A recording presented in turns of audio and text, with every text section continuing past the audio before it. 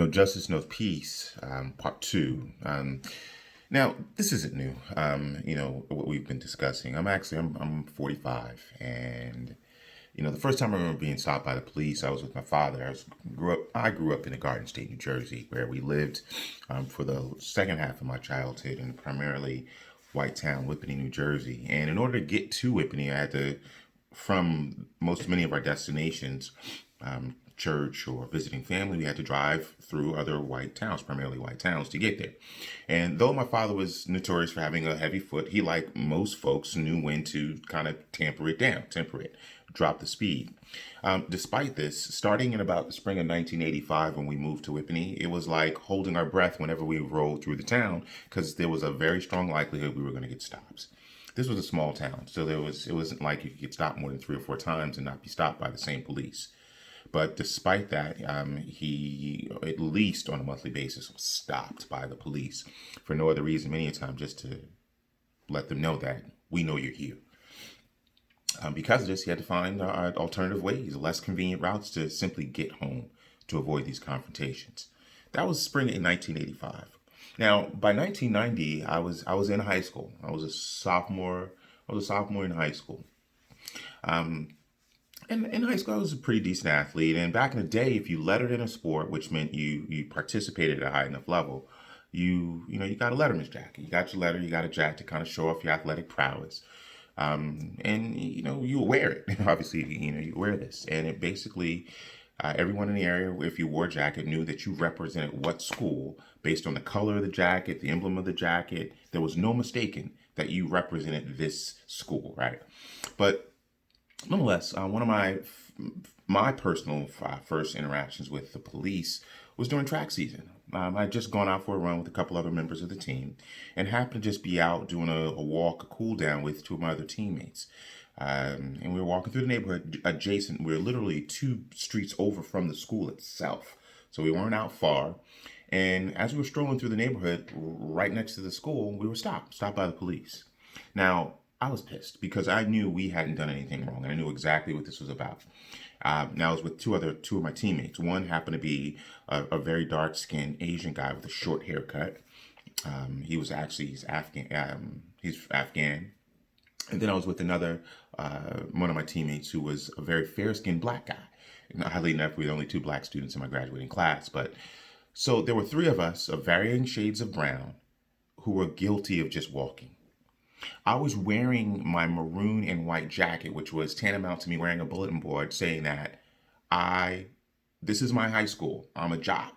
I represent this set, this clique, this crew. I am from here. There was no mistaking, because guys don't wear other guys' jackets. I mean, but I'll never forget that the officer's stupidity in asking me what we were doing here. Here it is. I'm wearing my school colors, flag, banner, whatever you want to call it, and I'm asked by the police officer, what am I doing here? Can you show us some ID? Obviously, I'm in high school, we're not carrying ID. We navigated our way through that conversation, but it was another reminder that I didn't belong. And at 16, I understood already that though I was raging inside, all I could do was to comply with the officer's ridiculous inquiry and do what I needed to do in order to get through it, quickly and safely. We were stopped. Like I said, we were stopped because we didn't belong. Thankfully, we 3 were able to walk away from that incident with nothing more than a reminder that we were suspicious in the streets surrounding our high school, and that I always had to have, but because of situations like this, I've always had to have my head on a swivel. And at the time, though I was pissed and carried that with me, I didn't quantify or qualify the weight that this would bear on me for the rest of my life, this incident and incidents like such. Just over a year ago, let's fast forward, 30 years. Just over a year ago, I was driving in Charlotte. And I was on my car speakerphone with a real estate agent that I worked with. And I just left a house in a residential neighborhood, and I heard the whoop whoop, that sound that no one ever wants to hear unless they call them. I told the agent I had to get off the phone because I was being pulled over, and she told me, no, don't get off the phone. Now here it was. The person I was on the phone with is a white woman from New York in her early 50s, who lives in Charlotte, and expressed to me that her heart skipped because of what was going on. And during the duration of our country's history, I, a black man, was being stopped by the police. And regardless of how I conducted myself, I could wrongfully be arrested, beaten, or executed. She was aware of this. And her display of concern and care was impactful. And now, thankfully, the stop was benign, but the incident amplified that driving while black was no longer the dirty little secret that is only acknowledged by or amongst black people and disregarded by others. But because of video, and despite the unanimous opinion or whether the police treatment of black folks using unnecessary deadly force so aggressively is right or wrong, these images are now a part of the American discourse, and these episodes happen too often and too regularly. My point here being that it wasn't just me that is experiencing it. It isn't just my father. It's not just us that are aware. We had definitely arrived at a point where people are aware. This past week, my middle daughter, 15 years old, came knocking on my office door at home in the middle of the day.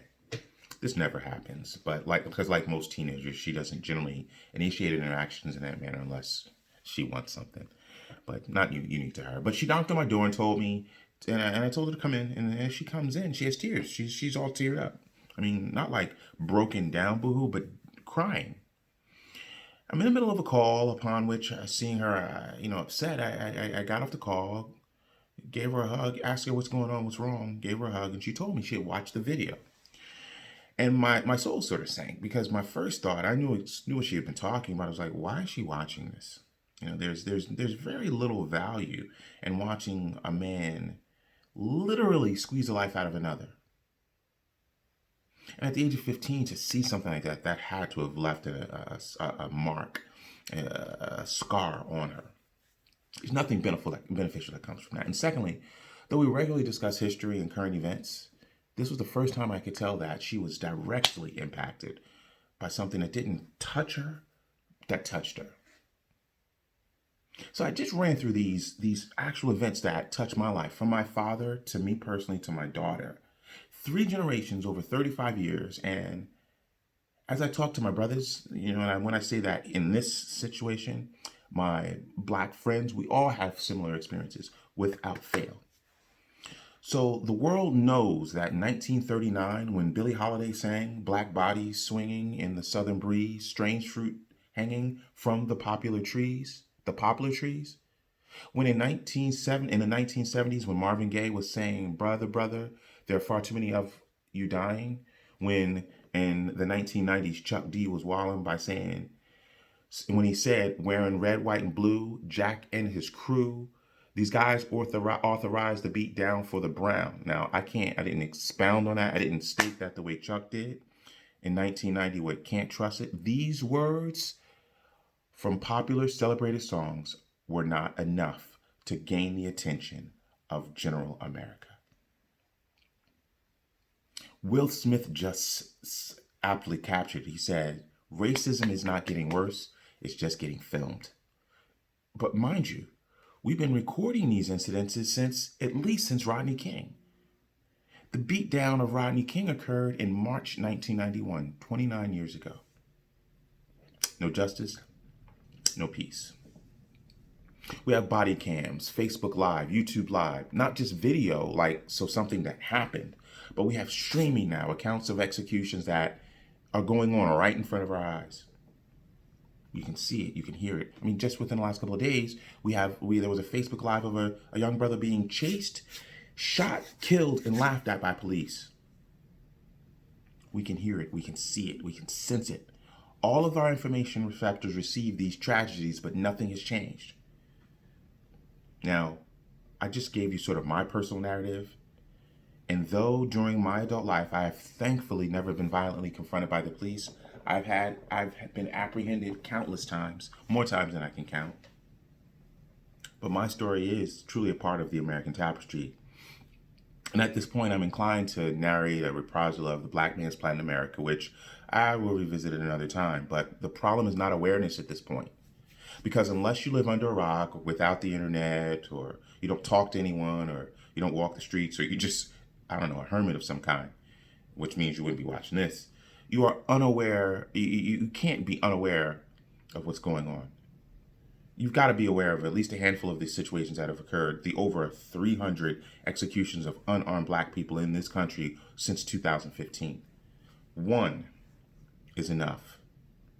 The many that have occurred is beyond words, is beyond description. These incidents happen so often that I'm shocked if you are shocked when they do. That doesn't mean that we shouldn't be enraged. Now, what are we dealing with? We are dealing with a problem of police brutality specifically, okay, which is just a symptom of racism, that is America's original sin. Just as sin passes from one generation to another and can be traced to Adam, the lineage of American racism and brutality against black folks dates back to the genesis of this nation. Because of its age and the number of ways it rears its ugly head and the frequency of it, there is no excuse for anyone not to be aware. We all have knowledge of the ongoing racist bludgeoning of black people absorb. At a minimum, though, then there's a difference here. At a minimum, acknowledge it. Now, there is a difference between knowing something and acknowledging something. You can know something and ignore it. What I'm saying is, at a minimum, acknowledge it. And I'm talking to everybody. If not, just please get out of the way, okay? Just get out of the way. This last week has been especially challenging for many of us. And I'm talking black, white, brown, yellow, orange, across the board, because there have been so many of us representing a cross-section of races that have demonstrated the love we should model as neighbors, right? Demonstrating this neighborly love is another coinage for brotherly love. Phileo, as in Philadelphia, brotherly love. What is also glaring, though, is those who are silent. When something tragic happens to friends contact friends to extend their sympathies, condolences, support, well wishes, or whatever the brotherly or sisterly thing is to do. As I laid out in the beginning, police abuse is common. It's a common experience for black folks. And I'm not saying that everyone else doesn't experience, but as we see right now, it's under the magnifying glass. Black people disproportionately are abused. I'll just keep it simple. There's been a huge public outcry against it. Millions across this country are protesting. One person after another has expressed the sadness, anger, disappointment, and rage. Range of negative emotions that black people are generally experiencing, because just after we have all begun to exercise our freedom to move about subsequent to COVID-19, we're almost immediately reminded of our place. Ahmaud Arbery, Mr. Cooper, the bird watcher, Breonna Taylor, we're reminded that we can't run down the street safely. We can't even sleep in the beds in our own home and expect to be safe, i.e. Breonna Taylor. And that's not the first time that's happened. No justice, no peace. This concept of a brother reaches out to support his brothers in down times. Jesus told the parable of the Good Samaritan, right? Now, we generally, we think of the Good Samaritan because the story is about the person that was robbed and how he was, so to say, taken care of. Not naming quotes, that how he was taken care of. A man was, and the way the parable goes, a man was going to Jerusalem, from Jerusalem to Jericho, when some robbers got to him, when he fell into the hands of robbers. They stripped him of his clothes.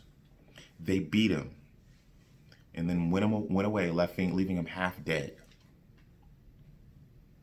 They stripped him of his clothes, beat him, and went away, leaving him half dead. Then a priest happened to be going down the same road, and when he saw the man, he passed by him.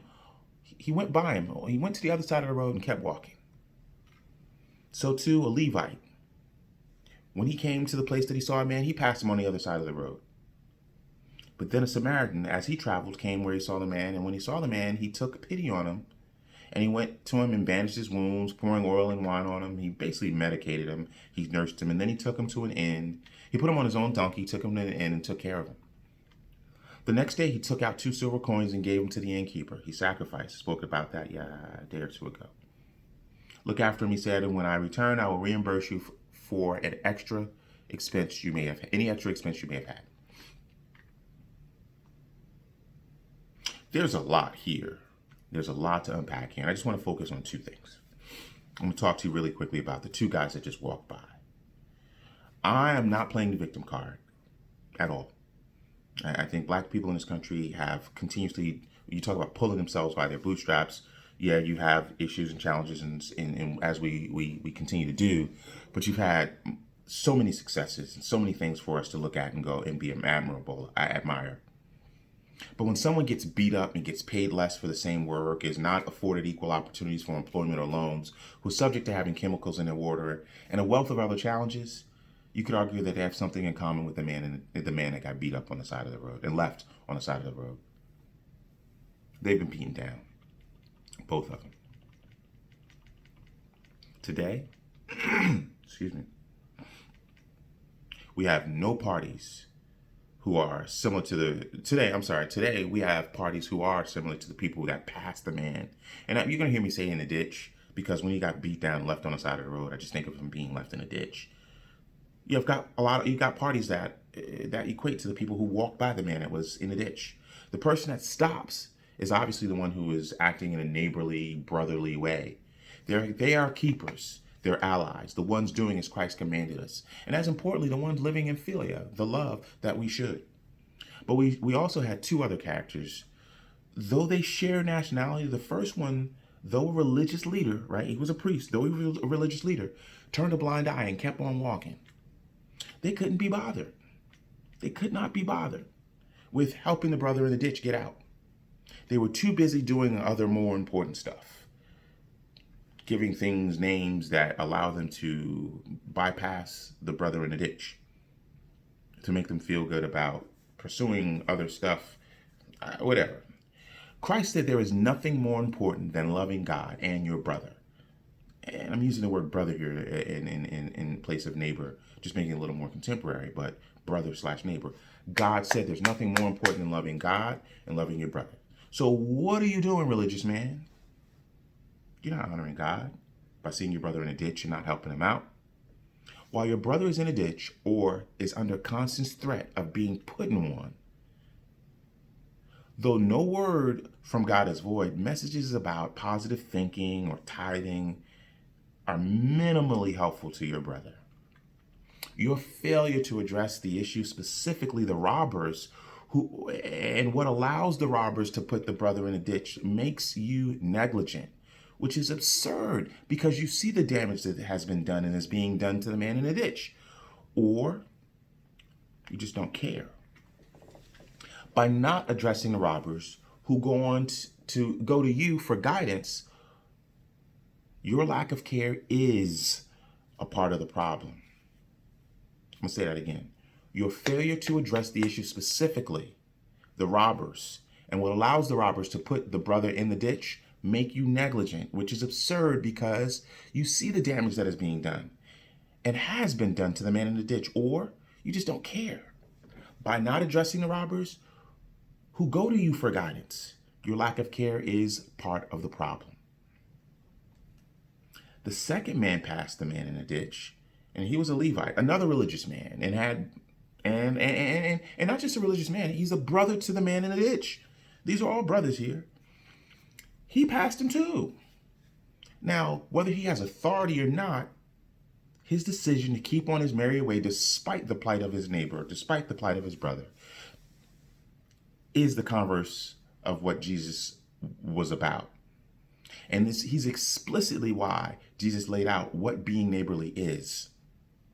Now, maybe it is fear of retaliation from the robbers. Maybe it is lack of care. Maybe you want the brother to stay in the ditch. It doesn't matter the excuse. Human life, the preservation of human life, overrides basically all religious obligations and should overshadow all other religious convictions. When the life of a brother is in peril, all other matters, all other duties should take a back seat. Jesus' words tell us that we are our brother's keeper. If I'm my brother's keeper, I will keep him out of the ditch and make sure he is cared for in a manner that he can get back on the same road he and I were both traveling and make his way to his destination.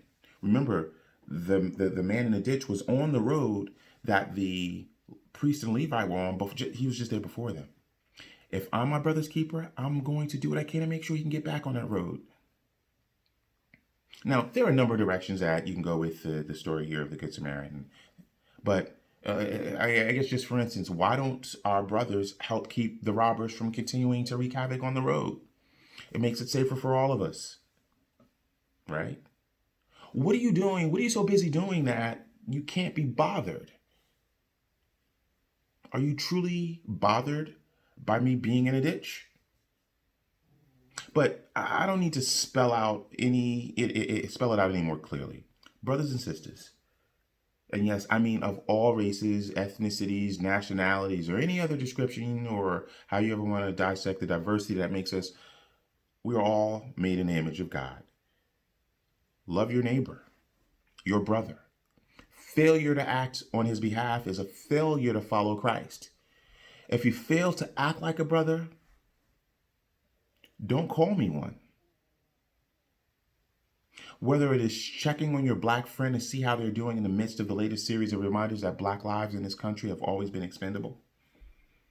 And okay, so hey, if you don't have any black friends, read some Dr. King or Malcolm X speeches. Check out Makes Me Want to Holler by Nathan McCall, or even more contemporary, the outstanding biography of First Lady Michelle Obama, Becoming. Outstanding, right? And find out, though, that though there are some unique experiences and qualities to the African American experience, we're all brothers and sisters. We have so much more that we share. We have so much more that we share. Like I said, we are brothers and sisters. Treat us accordingly. How else can you show brotherly love? Don't say dumb stuff. And don't make dumb TikTok videos. If you don't know about something, just shut up and listen.